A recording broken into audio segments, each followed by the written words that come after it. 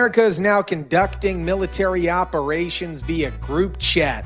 That's right, Pete Hegseth just briefed his brother, his wife, and half of the Pentagon in a signal thread, and the media's melting down because somebody dared to win a war without faxing it to the Washington Post first.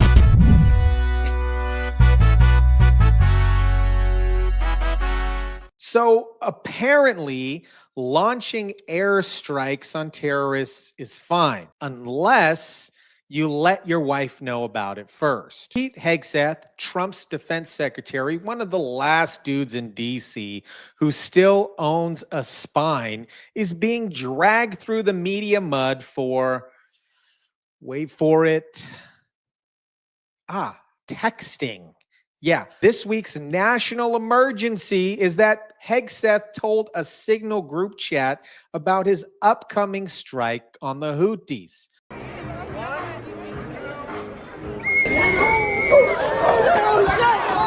It's funny because he's fat. A group chat, folks. A freaking group chat. What do you want to say, sir, about the Signal chat controversy? You know, what a big surprise that a few leakers get fired and suddenly a bunch of hit pieces come out from the same media that peddled the Russia hoax. Won't give back their Pulitzers. They got Pulitzers for a bunch of lies. Pulitzers for a bunch of lies and on hoaxes time and time and time again. And as they peddle those lies, no one ever calls them on it. See, this is what the media does.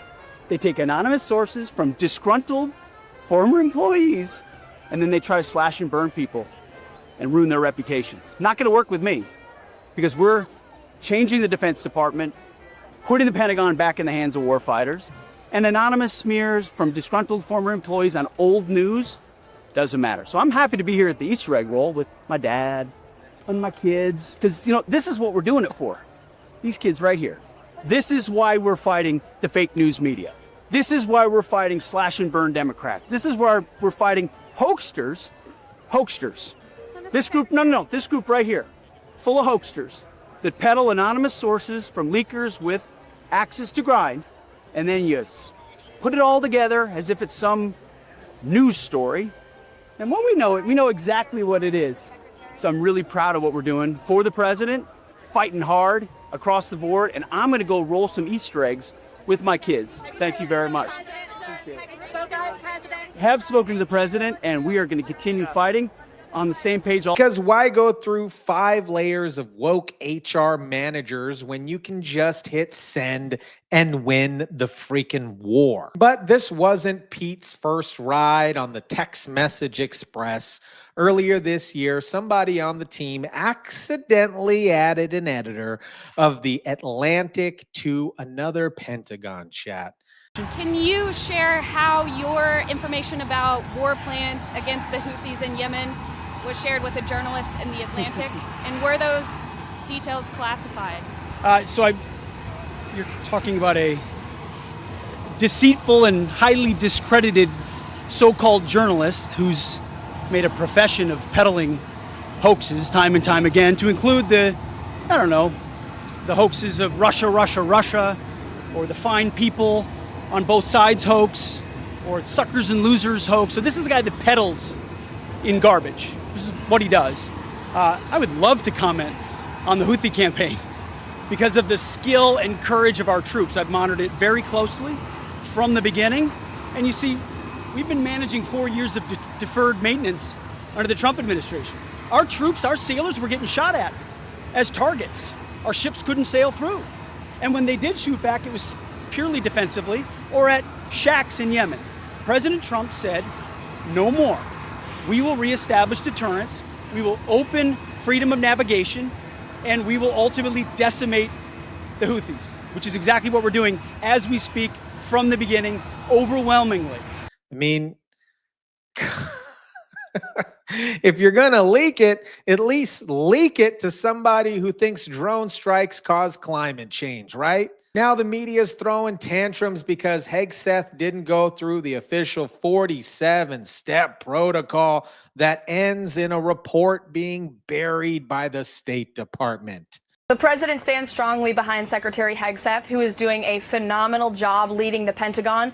And this is what happens when the entire Pentagon is working against you and working against the monumental change that you are trying to implement. Secretary Hegseth was nominated for this position because he is standing up for the war fighter, the men and women in uniform who are putting their lives on the line to protect our country and our homeland. And unfortunately, there have been people at that building who don't like the change the secretary is trying to bring, so they are leaking and they are lying to the mainstream media. We've seen this game played before. The secretary is doing a tremendous job, and the president stands strongly behind him. He told his people they did the job. Bad guys got turned into craters. End of story, full stop. But apparently now that is a problem. Sources say Secretary of Defense Pete Hegseth is said to have shared sensitive details about the strike in Yemen targeting Houthis in a second Signal group chat on March 15th that included his wife and brother, among others. This comes just weeks after Hegseth and officials mistakenly added an editor from The Atlantic to a group chat. And Trump is absolutely loving it. He told reporters, ask the Houthis how Pete's doing. That's code for bombs being dropped, mission accomplished. Now, cry harder, leftist legacy media. Ask the Houthis how much dysfunction there's none. Pete's doing a great job. Everybody's happy with him. We have the highest recruitment numbers I think they've had in 28 years. No, he's doing a great job. It's just fake news. They just bring up stories. I guess it sounds like disgruntled employees. You know, he was put there to get rid of a lot of bad people, and that's what he's doing. So you don't always have friends when you do that. Should he stop using the app?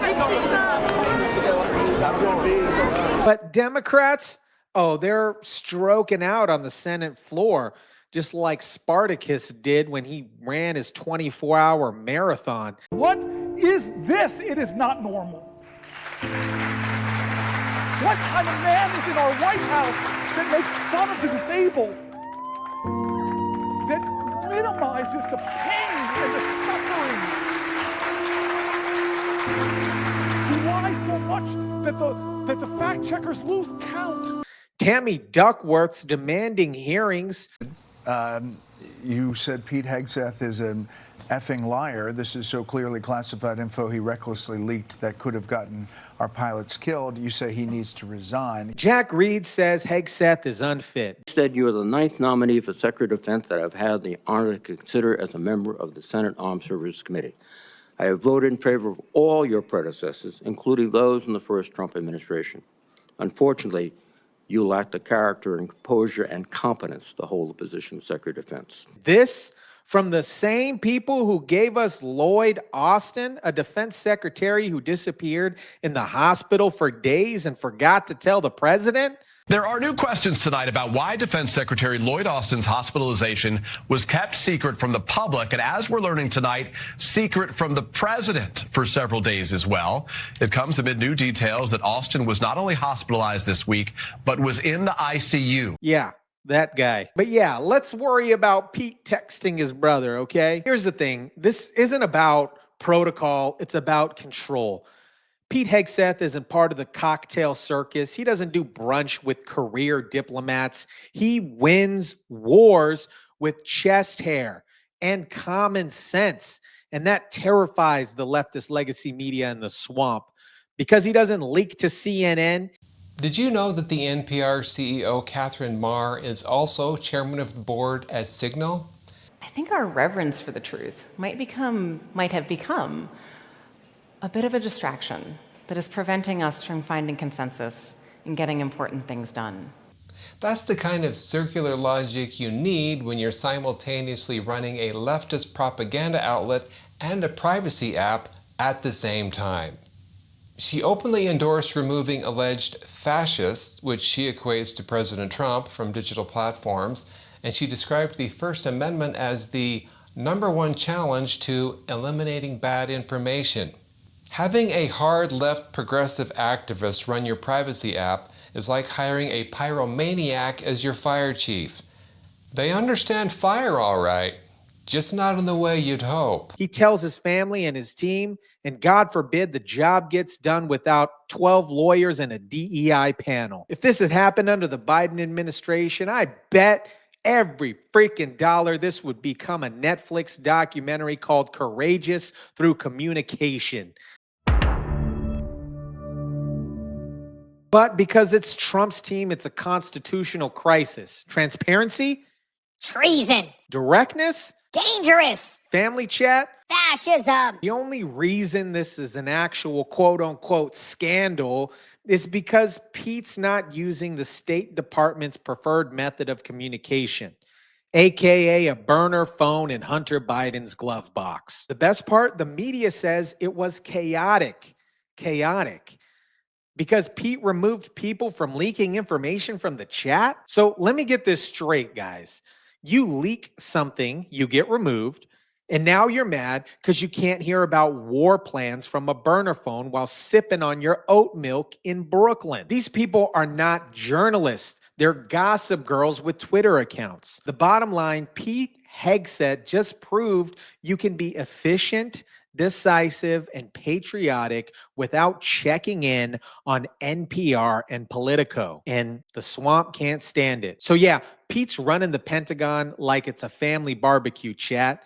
And guess what? It is freaking working. The left wants war to come with a trigger warning and a press release. Pete Hegseth just brought the smoke via signal. And if that makes the swamp cry, good.